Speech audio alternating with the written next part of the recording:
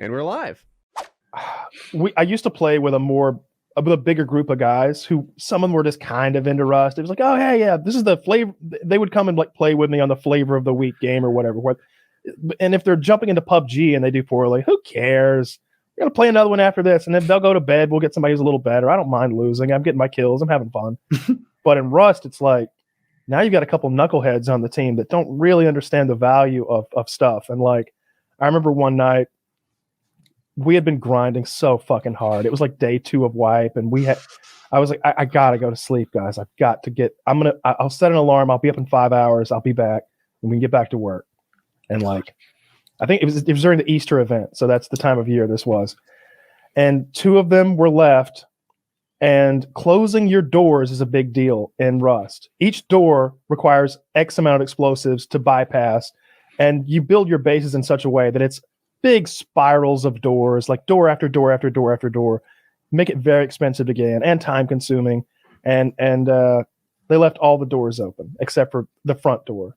And so these fucking, I log back on after my little nap. I just had a bad feeling. And they've blown one door off its hinges, which is like not a big deal to do. And they've stolen all of our shit that was on like the first floor, which was like not our creme de la creme gear or anything, but like all of our wood. All of our like stone, like the stuff that takes like 3 or 4 hours worth of work easily had been like stolen from us. And we had almost lost the whole base because the enemy weren't there because they were taking the loot back to their house to like stockpile it. They were coming back for more. So I quickly slap a door down, and then these 3 guys walk up. They're like, hey. And I'm like, hey, what's up? Oh, nothing, just walking by. I'm like, where you guys live? Oh, just right over there. We're your neighbors. Yeah, nice to meet you. And I'm like, I know, it's them. Mm-hmm. We got a revenge. It took hours to get our revenge. We ruined their entire wipe for them. We raided their base slowly while they were inside of it, and then like who were your teammates? Oh, everybody that I've ever played with, like Scum and Mitty and Class and like all those guys. I don't remember who exactly. They're all gamers. I'm just wondering. Kyle has like 2 Rust friends that are like, yeah, Mike Tyson and Evander Holyfield. We like to go and roam street fights. Yeah, that's Timu and Paris. Like if I really actually want to play like some legit Rust, I go pick up Timu and Paris, and like they're like no joke, like some of the best in the world. Like they're incredible. There's maybe no greater stress you can put on someone in Rust than like an overwhelming force raiding a base, and the people are in there. The pure hell that they're going through when they know everything. They're like panicking. Can we get it out? No, we can't get it out. Fuck, what do we do? Patch the walls, shoot shit back at them that you're dying immediately. It's really something getting online raided. I used to have that in Call of Duty. I loved it. Like I play solos, maybe get verbally bullied by a guy or 2. And it's like Optic, Big Timer, and Rambo. They're picking on me. Can you guys have a minute? And like, all right, now I've got my friends with me. Let's play again. Last time I played with those guys, like pretty much every time I've ever played with those 2 guys, plus like maybe 1 or 2 others, we just kind of take over the whole server. And I'm not doing a lot. I'm not doing the heavy lifting. They are, but just like listening to their call outs is so fun because like every now and then I'll be like, I got one, headshot dead.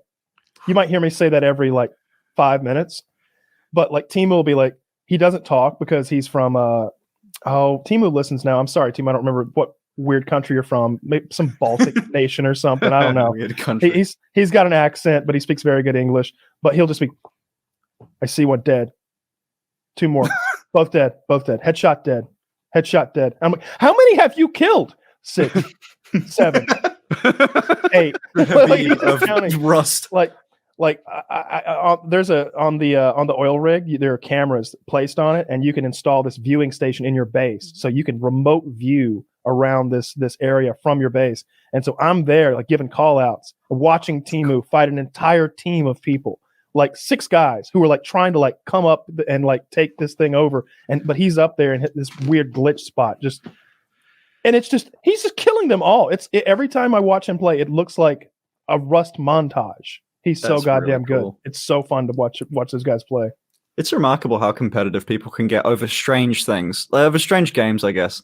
Like I wrote down something I wanted to mention, like in Minecraft, that like factions thing. I met a guy that set an alarm up so that he would wake up. He would go to school, and if that alarm goes off, he would leave when like a raid was happening. Like he'd get like spammed on his phone, he'd leave, and he'd come back to defend it. There's Like, a it wave takes file everyone. on your computer that sounds like TNT. It goes. Yeah. We had players that would replace it with an alarm clock. So it would wake them up at night when their base is being raided. So the low tech way to do that in Rust is you can just put your character to sleep. You can just kind of like without killing him. And so you're sort of spectating your sleeping body, and you can hear the noises around you. So you just set it to speakers in your room or whatever and turn it loud as fuck. And a raid is the loudest thing in the game. Like C4 and rockets, they're the loudest sound files in the game. They're incredibly loud. And so like that would wake you up. But now like Rust is so good, the dev team, they introduced an app for your phone and these sensors that you can install in game in your base that'll send you like an alert to your phone. You're getting raided. It's like a raid alert, and so you just get a text message like raid alert, and you from wherever you are or whatever, you can just get back in game and defend. That's such an annoying thing. So that raiders, so that players wouldn't just like never log out like that, because we didn't have that much server. Like we'd only have a couple hundred players on a game at a time. So if you didn't move or anything for 15 minutes, we'd boot you. And these players would make these like elaborate MC Escher waterfalls that would have them going in a circle all the time. Oh god. Okay. It's just the anti-AFK pools and everything. They got so inventive with that because as a server, you can track when just a player's doing that. And then they started using pistons that would like, they had a random number generator.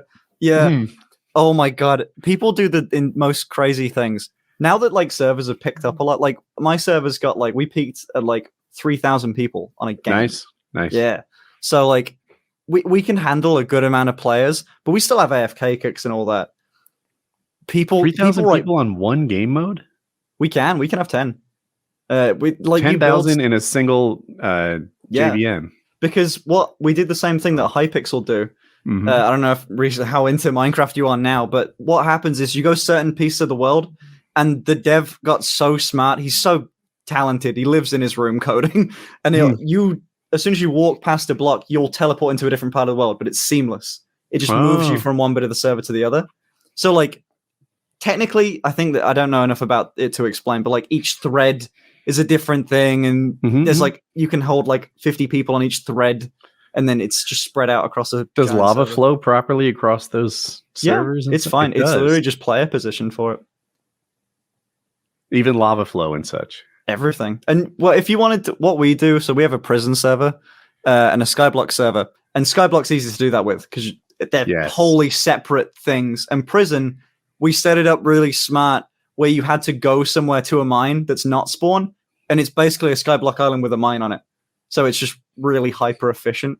And then I don't know, we've had like people like in the industry have like said that they like, you know, it's a pretty common thing now, but it's like maybe 10 servers have it, you know, but everyone kind of knows about it. It's a lot of work to do. What's your server? Do I get some free promotion? Yes, on my Microsoft. And Colin might I'm play sure there. This is the prime demographic. We have a server called MC Prison and one called Skyblocky. You'll know the owner actually. This guy called Serene. He ran Arkham. Oh, I know of. I don't think I know. Like, we're not friends or anything, but I definitely know Arkham. Yeah, right. I think I've talked to him before. Yeah. I'm sure if I messaged him now, he'd say, I knew Woody. Everyone knew like Woodycraft. Because there he was a in guy. the same era. We were talking about like how the shady players became server owners, and now they're shady server owners. Yep. There was another server owner that couldn't bypass our DDoS protection, so he bought a server at the same location in the cloud as us, and DDoSed us over the LAN, like from server to server. Instead of over the internet, he just did it right inside the same building. Jesus Christ. That's insane. Good lord.